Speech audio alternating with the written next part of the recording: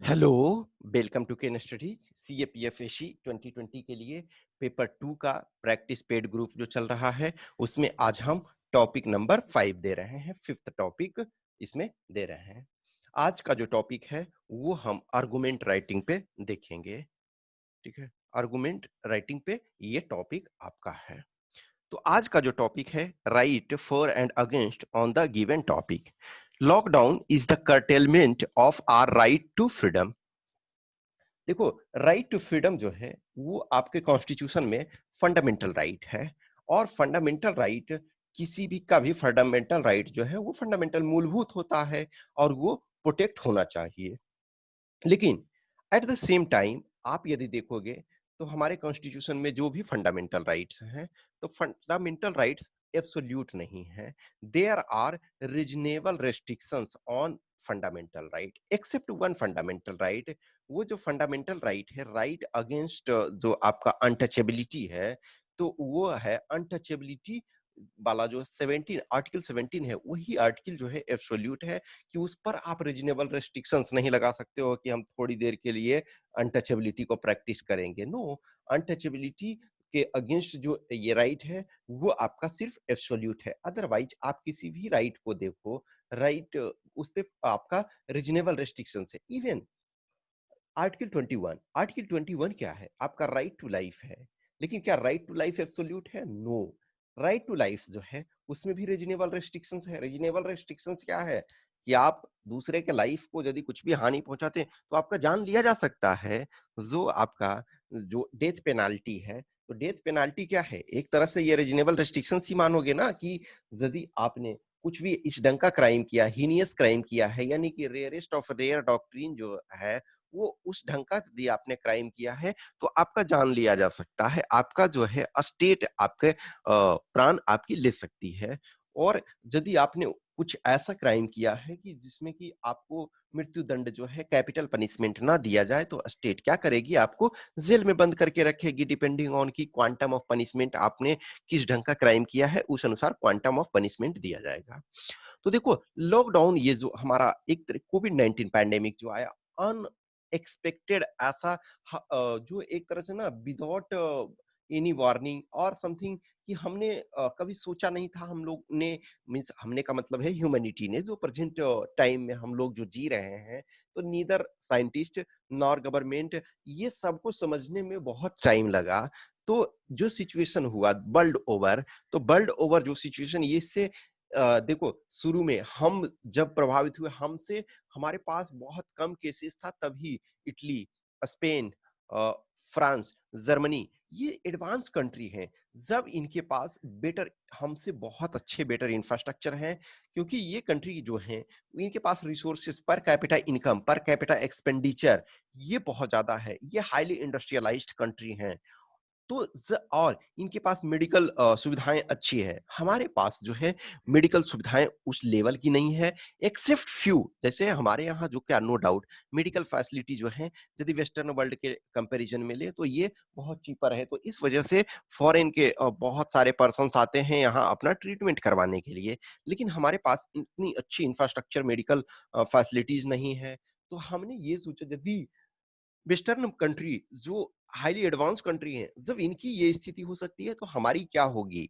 Anyway हमने उस समय शुरू में हमारे पास केसेस बहुत कम थे, तो हमने बेटर ये सोचा कि अर्ली, और ये जो है कंटेजियस डिजीज है, यानी संक्रमण जो इसमें बहुत अधिक फैलता है, तो एक दूसरे से ज्यादा फैलता है। इसी वजह से देखो, नॉर्मल केसेस में यदि डॉक्टर ट्रीटमेंट करते हैं तो कोई दिक्कत नहीं है। आप जाओ, कोई भी बीमारी हुआ, आप जाओगे, डॉक्टर आपका प्रॉपर इलाज करेंगे।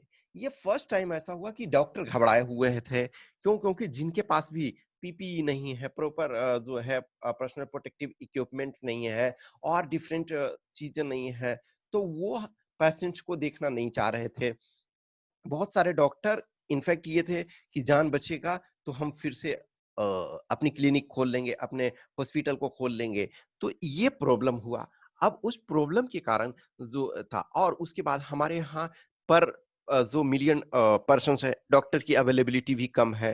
हमारे यहाँ ग्रेजुअली ट्राई किया जा रहा है, लेकिन पॉपुलेशन इस लेवल का है कि हम अभी तक उस चीज को प्राप्त करने में, वो जो एक स्टैंडर्ड डब्ल्यूएचओ के अनुसार जो स्टैंडर्ड है, उसे हम फुलफिल करने में सक्षम नहीं हुए हैं।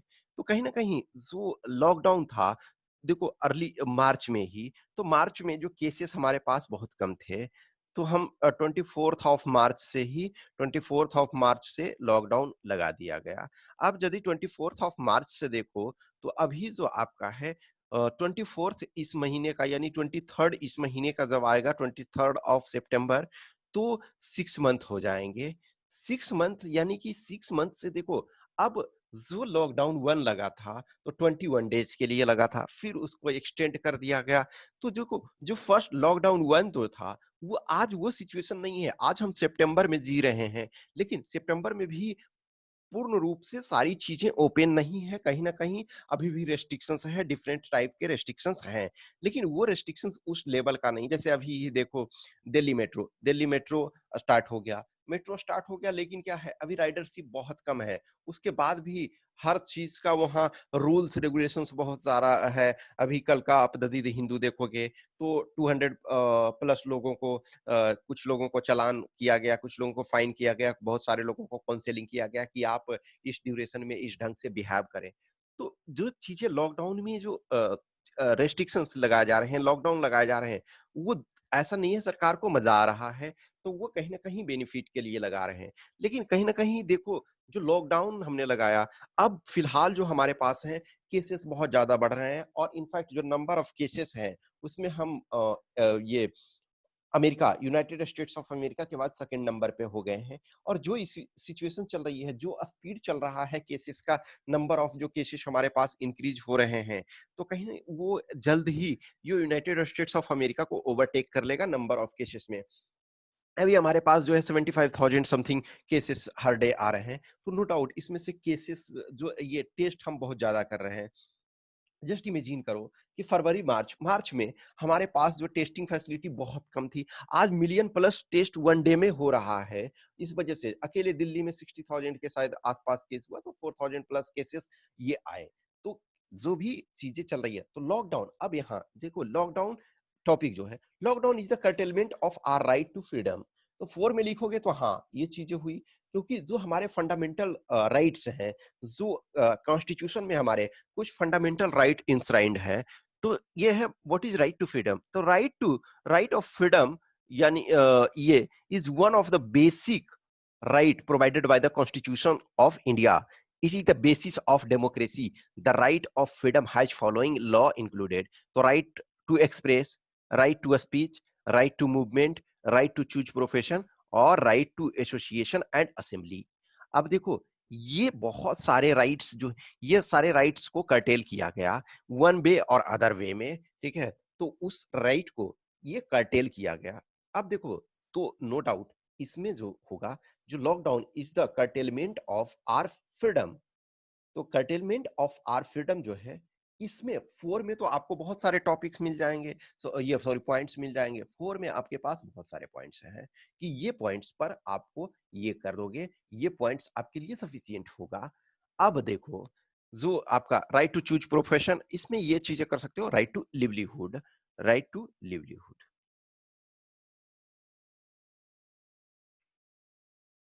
अभी हमने जो आपने एमसीक्यू देखा, जो आज का एमसीक्यू जो हमने ये 13th ऑफ सितंबर का, यानी कि आज 13th ऑफ सितंबर है, तो 13th ऑफ सितंबर का जो हम करंट अफेयर्स का एमसीक्यू देखते हैं, करते हैं, उसमें यदि आप देखोगे तो एक क्वेश्चन उसमें था कि किस केस में सुप्रीम कोर्ट ने ये बोला कि right to life also includes right to livelihood. तो राइट टू लाइफ में सिर्फ और सिर्फ जिंदा रहना ये नहीं है कि आप छोड़ दो, एक डिग्निफाइड लाइफ जीना जरूरी है। तो उस डिग्निफाइड लाइफ में राइट टू लिवलीहुड भी आता है। तो राइट टू लिवलीहुड में ये जो आपका जो Olga Tellis and others versus Bombay municipal corporation and others case 1985 में 5 जजेज के बेंच ने ये कहा कि right to life also includes right to livelihood. तो इसमें इस समय जो आपका लॉकडाउन में चल रहा था, तो राइट टू लिवलीहुड भी तो खत्म हो रहा है। बहुत सारे लोग जस्ट इमेजिन करो कि चाय का कोई दुकान खोला हुआ है, अब वहाँ भीड़ नहीं लगाना है, उसको क्लोज़ करके रखना है, तो कहीं न कहीं उसकी राइट टू लिवलीहुड तो जा रहा है। अब देखो, इस चीज़ के लिए तो पॉइंट्स आपके 4 में बहुत सारे पॉइंट्स हैं। इनफैक्ट इन्हीं सारे पे आप 100 देखो 300 टोटल ऑलमोस्ट वर्ड्स इसमें दिया हुआ तो नहीं रहता, लेकिन 300 वर्ड्स आपको आर्गुमेंट राइटिंग में अप्रॉक्स लिखना है। तो इसमें 150 एक तरह से फॉर में लिखोगे, 150 अप्रॉक्स आप अगेंस्ट में लिखोगे। तो इनफैक्ट देखो, फॉर में तो आपके क्या है कि 150 क्या 1500 आप लिख सकते हो, लेकिन अगेंस्ट में चीजें होती है। तो अगेंस्ट में ये बोलोगे कि दिस इज फॉर कॉमन ये वेलफेयर या फिर betterment of the state or betterment of the society as a whole. So it is not the fundamental curtailment of fundamental right, it is for the interest of larger masses. और ये भी है कि at the when constitution, our constitution यानी Indian constitution provides right of freedom, at the same time it also mentions reasonable restrictions, and that reasonable restrictions should be on based on आपका health morality, health morality, उसके public order, maintaining friendly relations with other country. तो ये सारी चीजें हैं जो basis हैं जिनके आधार पर रीजनेबल रिस्ट्रिक्शंस लगाया जा सकता है। हम जो राइट टू लाइफ है वो यानी फ्रीडम है, वो राइट टू फ्रीडम है, उस पे हम रीजनेबल रेस्ट्रिक्शंस लगा सकते हैं। फिर उसके बाद अब ये है कि this disease is a contagious disease. If lockdown is not imposed, if there is no restrictions, it would have been affected much more than what the present case, क्योंकि at the same time आपको ये provide करवाना है कि आपको argument में भी against में भी लिखना है। तो अगेंस्ट में ये सारी चीजें कि कॉन्स्टिट्यूशनल से, यदि यहाँ कॉन्स्टिट्यूशनल से चीजों को ये कर रहे हो तो वहां भी कॉन्स्टिट्यूशनल से चीजों को ये करना है। फिर डिजीज के बारे में आप आओगे कि डिजीज जो है वो आपका कंटेजियस डिजीज है, तो उस पॉइंट ऑफ व्यू से हमें रेस्ट्रिक्शंस ये हमें करना जरूरी था ताकि ये अधिक से अधिक लोगों में नहीं फैले, हम अधिक से अधिक लोगों की लाइफ को प्रोटेक्ट कर सकें। और जो एक ये चीज है कि हमारे पास बेसिक इंफ्रास्ट्रक्चर्स भी उतने नहीं थे, तो उस इंफ्रास्ट्रक्चर को ऑप्टिमम यूटिलाइज करने के लिए हमें रीजनेबल रिस्ट्रिक्शंस लगाना जरूरी था, हमें जो ये लॉकडाउन लगाना जरूरी था। अब फिर है कि रही बात कि लाइवलीहुड जहां जा रहा है, तो government of India is implementing many plans, like जैसे आत्मनिर्भर भारत के तहत डिफरेंट प्रोजेक्ट्स, डिफरेंट स्कीम्स चला रही है। फिर जैसे देखोगे जो प्रवासी मजदूर जो आए तो उनके लिए आत्मनिर्भर जो आपका योजना के तहत ही जो उनके स्किल्स के अनुसार दी गई 6 स्टेट में 127 डिस्ट्रिक्ट्स में योजनाएं चलाई गई ताकि जो माइग्रेंट लेबरर्स आए हैं उन्हें डिफरेंट रोजगार प्रोवाइड किया जाए। तो गवर्नमेंट ये भी प्रोवाइड करवा रही है। फिर उसके बाद जो लोग सक्षम नहीं है, जिनकी लाइवलीहुड चली गई, जो अर्न नहीं कर रहे हैं, तो उनके लिए फ्री राशंस वगैरह भी उपलब्ध कराए जा रहे हैं। तो चीजें जो है वो उपलब्ध कराए जा रहे हैं डिफरेंट फॉर्म में। जैसे जो भी हैं जिनको जैसे किसान हैं तो किसान को भी पीएम सम्मान निधि के तहत जो भी कुछ चीजें प्रोवाइड की जा रही है। फिर ग्रेजुअली धीरे धीरे चीजें नॉर्मल होती जा रही है। तो ये लॉट ऑफ थिंग्स हैं कि ये आपको चूंकि दोनों फेवर में लिखना भी है और अगेंस्ट में भी लिखना है, तो आई थिंक कि ये आपको सफिशियंट है।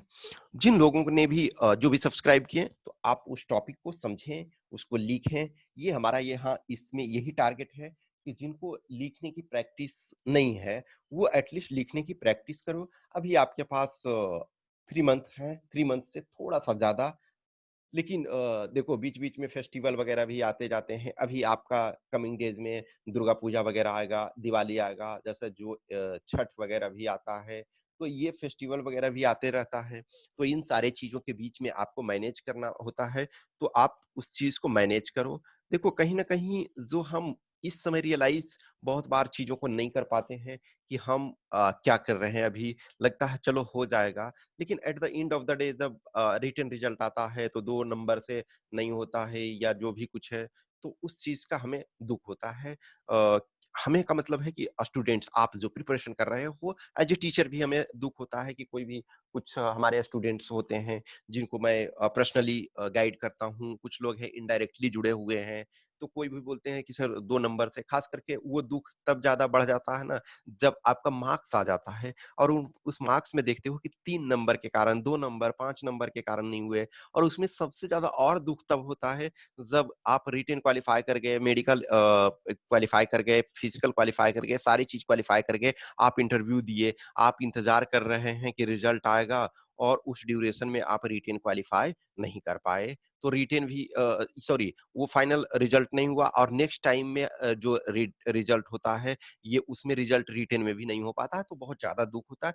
तो आपके पास टाइम है, जिसका जो स्ट्रॉन्ग पॉइंट है, उस चीज़ को स्ट्रॉन्ग पॉइंट को लेकर के चलें और जो वीक पॉइंट है उसको इम्प्रूव करें। हाँ, ऑलवेज़ रिमेंबर कि आप आइदर किसी पेपर में एक्सीलेंट हो, उतने एक्सीलेंट तो ठीक है, नो डाउट। जैसे पेपर 1 में आप 150 लाने का मादा रखते हो, तो नो डाउट मैं ये नहीं कहूँगा कि पेपर 2 में आपको एक्सीलेंट करने की ज़रूरत है, वहाँ एवरेज भी करोगे तो आपका काम चलेगा। या पेपर 1 में आप 110 ही लाए, ठीक है? लेकिन पेपर 2 में आप 100 लाने का मादा रख रहे हैं, 100 प्लस लाने, 100 प्लस बहुत कम लोगों को, वेरी फ्यू हैं, मिनिमम स्लाइटली हमको लग रहा है 10-5 कैंडिडेट ही रहते हैं ऐसे जिनके 100 प्लस आते हैं पेपर 2 में, जो फाइनल जिनका सिलेक्शन होता है, तो ज़्यादा से ज़्यादा 10-15 होते हैं ऐसे कि 100 ले आते हैं।